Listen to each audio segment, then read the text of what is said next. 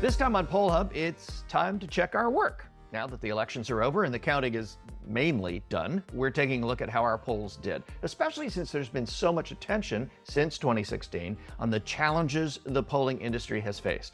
We're also going to take a look at one of the things driving some of the biggest post-election stories about the non-appearance of the expected red wave. Were political reporters and analysts spending too much time looking at poll products like forecasts and aggregators, and not enough time looking at quality polls? And we're going to finish with a throwback to a simpler time in America when pollsters asked questions about, let me check my notes here, shoe polish? Well, that one's worth sticking around for.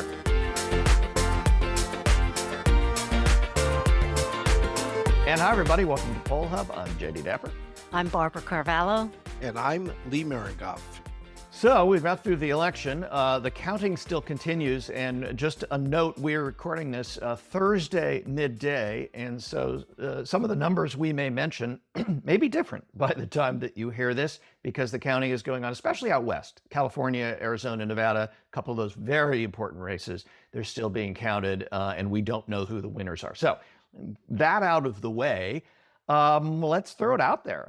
We, as a polling industry, there's been a lot of talk for a couple of years here about how tough the environment has been and how problematic it's been to capture public opinion as accurately as we used to.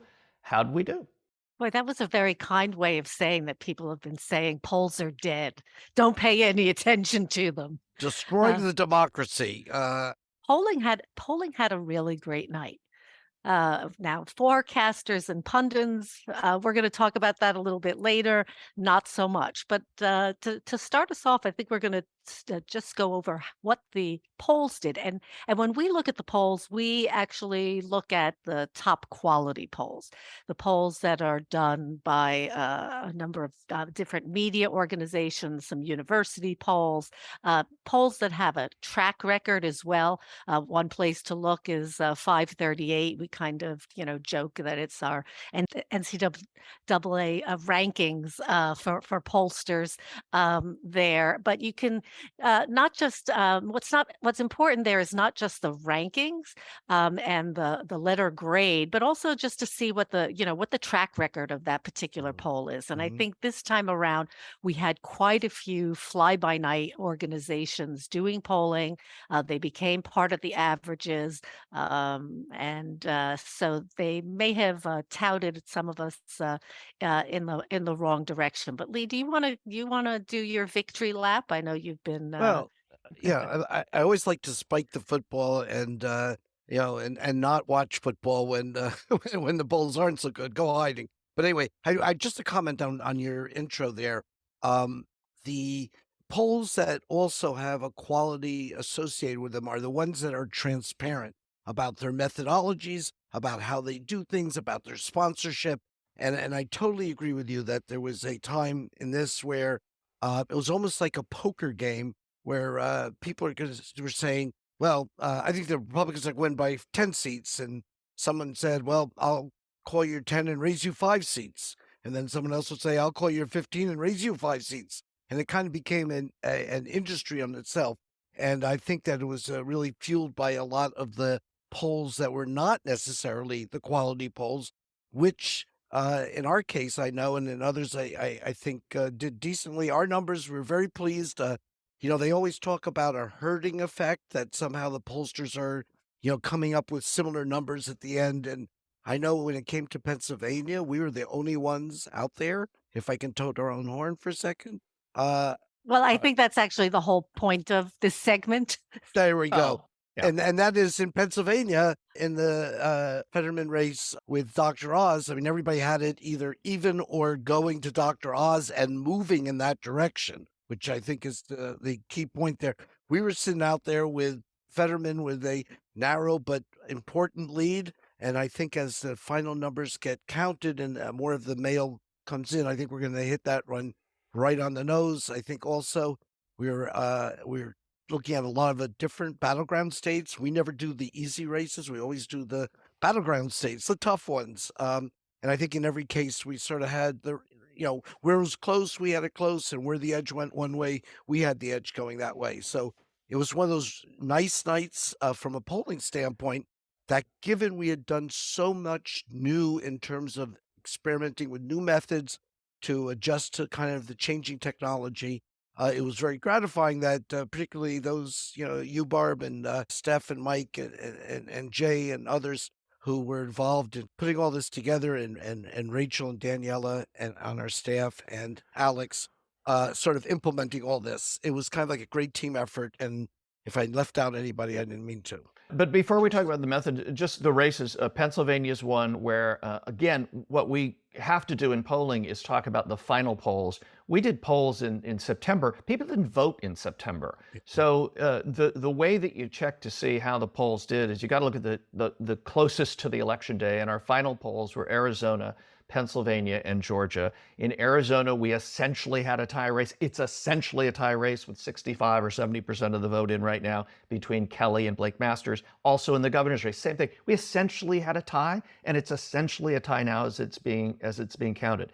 Fetterman, we had up by 5 among most likely voters. It's at 4, 3.5, 4. It may end up at 5. Those little rounding errors are not the issue. The issue is that we had that margin, correct. And then in Georgia, going to a runoff, thanks to the Libertarian candidate getting 2%, going to a runoff, we essentially had that as a tie in our final poll, 48 among definite voters. It ends up with a couple of 10, maybe 10, 15,000 votes between Warnock and Herschel Walker, and we had Kemp up by the margin essentially that he won by. So we did well in these 3 states. Barb, what did we do different this time around? Because we did do things very differently than we have done in the past, while still staying within kind of the statistical scientific boundaries that we try and do, unlike some of these polls like Lee talked about, who you don't even know what they did, yet they're out there putting numbers out that people are quoting. What did we do different? Well, people talk about response rates, and there were all sorts of theories about why polls were wrong in the past or why people were touted in the wrong direction, because I do see that as a distinction with a very significant difference. And I think this time around, we've been doing some testing and experimenting, and we've found a couple of things. One, it's not so much that once we connect with someone that they don't talk to us. The first thing is that it's really tough to connect with an individual. And then the other thing is because it is hard to connect with people over the telephone, we now have all of these kind of sampling products to make the phone numbers more connected to people and households rather than just randomly dialing them. So what we found is 2 things. One, we need to figure out a way to be able to connect with people the way they want to connect with us. And the telephone isn't really necessarily the way of doing that. And the second thing is to make sure that we go to where people are. And what I mean by that is geography. So if there are geographic areas that are tougher to get to because of cell phone service or other reasons, which we've discussed, we need to be able to make sure that geographically we are surveying those people in the proportion that they represent. The bottom line is that we very much controlled for geography when we were trying and attempting to connect with folks, and then we gave them options. They could talk to us on the telephone.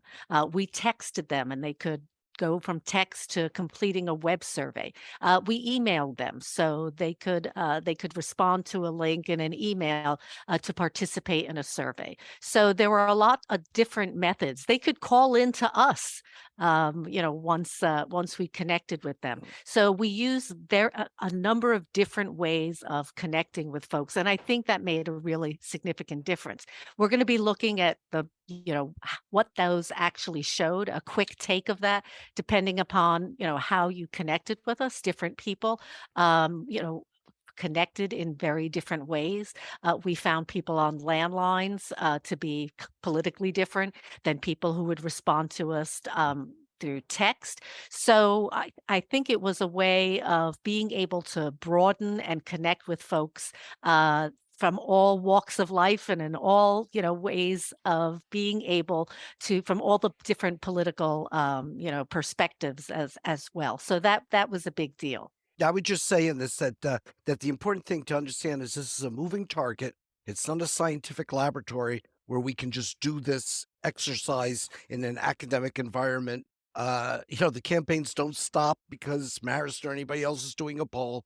It's a difficult thing. And then Barb alluded to these different methods. Well, one of the things that was an unknown going in was what proportion, given that people respond, Democrats and Republicans, differently to the different methods. It's not only that people vote early or vote in day of that's different, but it's also whether they do the different ways of communicating with us as pollsters.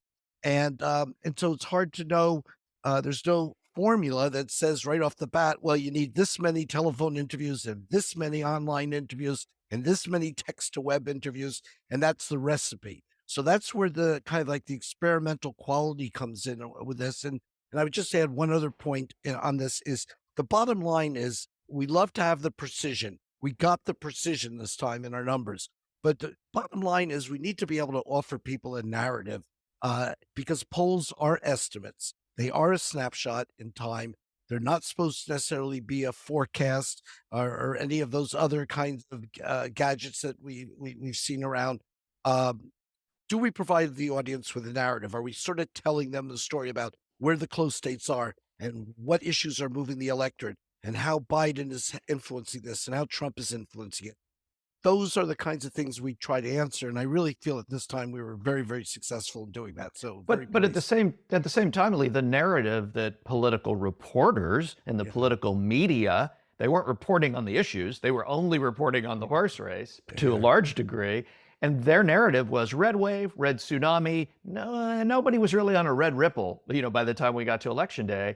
And there was a lot of talk about that being because so many polls, people were looking at polls, right? Everybody was looking at the polls. There were so many polls Yeah. that were from pollsters or polling groups that were either unfamiliar to anybody because they had not had any track record, they were not transparent, or they were bought and paid for, by a political side. So when we talk about that narrative, we helped, but they didn't listen. I mean, I Yeah. think Yeah. part of this is people And weren't listening to the narrative that was coming from the The folks court. who were doing it right, and we're not the only ones. You Yeah. mentioned other quality polls did well this year, but nobody was listening. Yeah. Yeah. yeah, and I think one of the criticisms from this cycle is gets conflated with the forecasts, and the pundits get conflated with polling because there's an assumption that because they're citing numbers or because they're referring to one particular poll, that that particular pundit.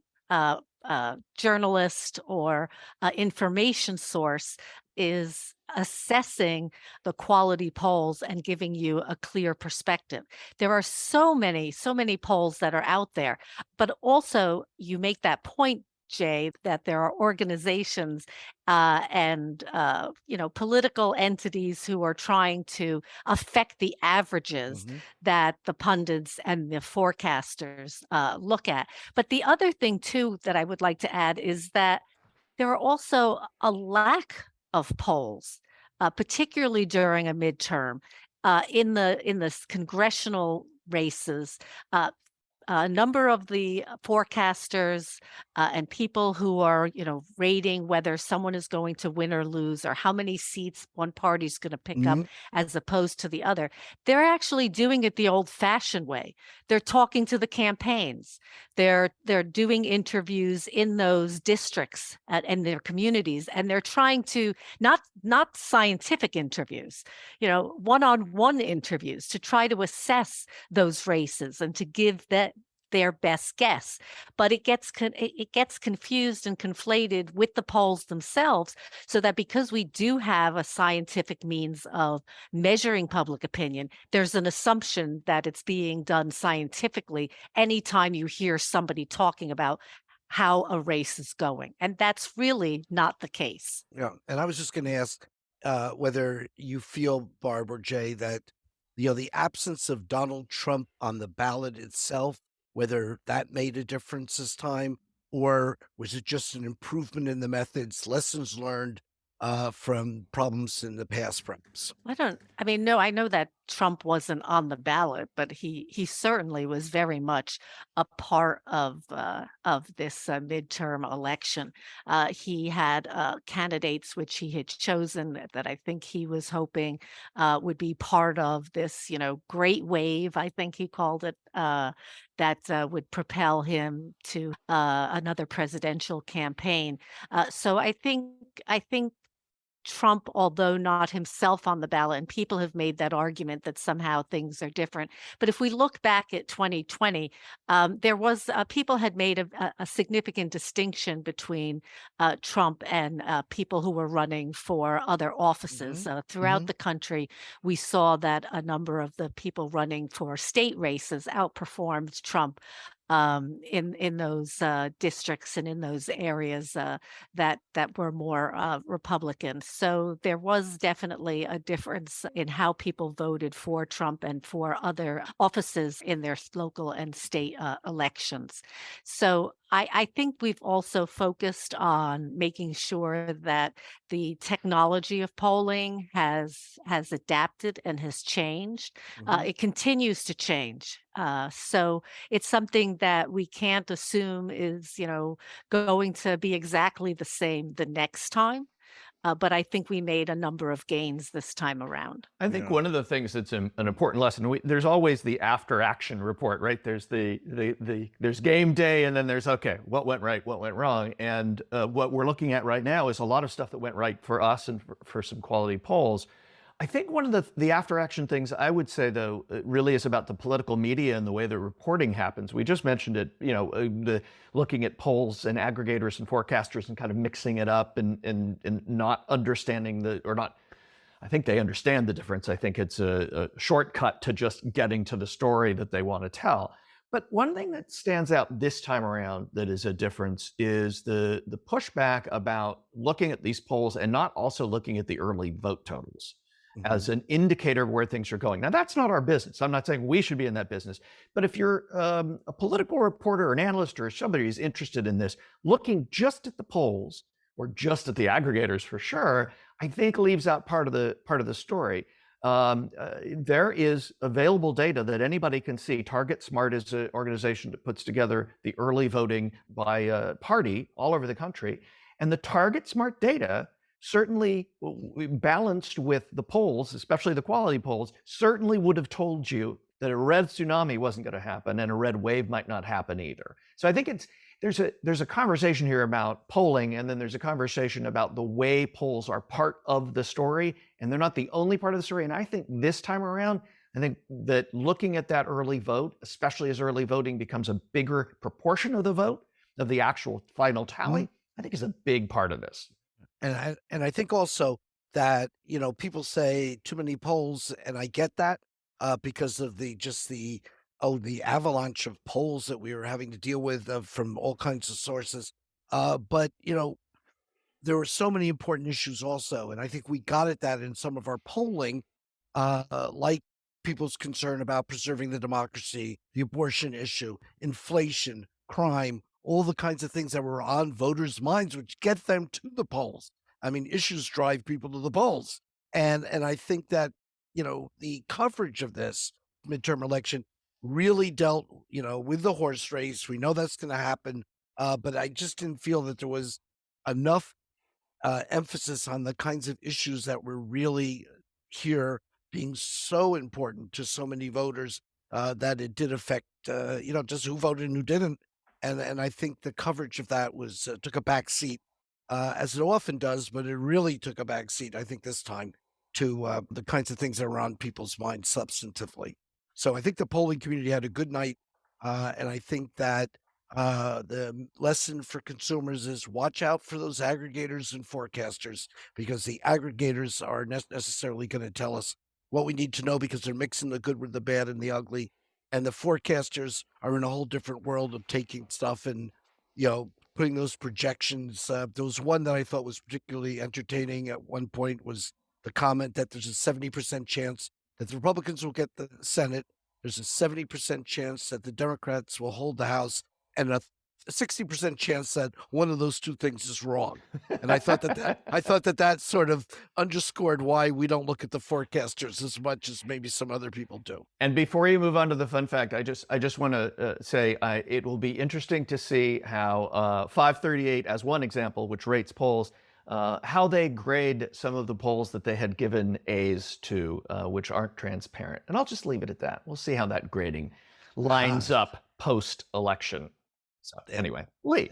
And there's the gauntlet has been tossed. Okay, so fun fact, and Jay, I'm going to rely on you. I read this fun fact through, and 1955, and I was around, but I was a mere 4-year-old. Here's the question, national question from Gallup.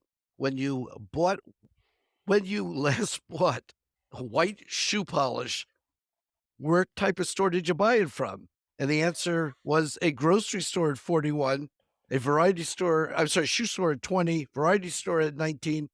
Jay, when was the last time you bought white shoe polish? Me, I never did. I think, I'm going to ask Barb because I don't remember this at all. That was women bought white shoe polish, right? I have never bought white shoe polish, but I think I do remember people trying to get their white Keds sneakers white again by doing that. But also things like shoe stores and a shoe repair shop. Wow. Those are things that have also kind of gone by the wayside. I mean, is Zappos considered a shoe store at this point? Well, yeah. I love the third answer though, because it's another one. This is just such a kind of a fun throwback to a world that is gone. Yeah. Well, it's a world that's gone. Where did you buy your white shoe? If we asked that question today, 99% of the answers would be what? Yeah, which is what mine was. Right. But I love the third answer, the 5 and dime variety store. I mean, I am old enough to remember those 5 and dime. There was TG and Y that was out west. And I know that there were a bunch of them here. I think was Corvette's one, Woolworths, right? That was the big one. That was a big one. And all of that world that's gone. A 5 and dime, most people that are under, say, 40, 5 and dime, they'd be like, what?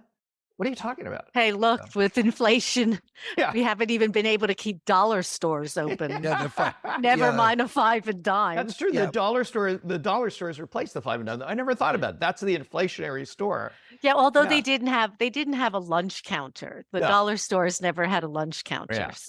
So here you go. I'm going to end this segment with a reference that Jay will not get and Barb would get normally, but is too young to get. And I know the last person who bought white shoe polish, and it was a football player, and he's in the Hall of Fame at Canton, I believe, and his name is Billy White Shoes Johnson. And I suspect you know how he got his name.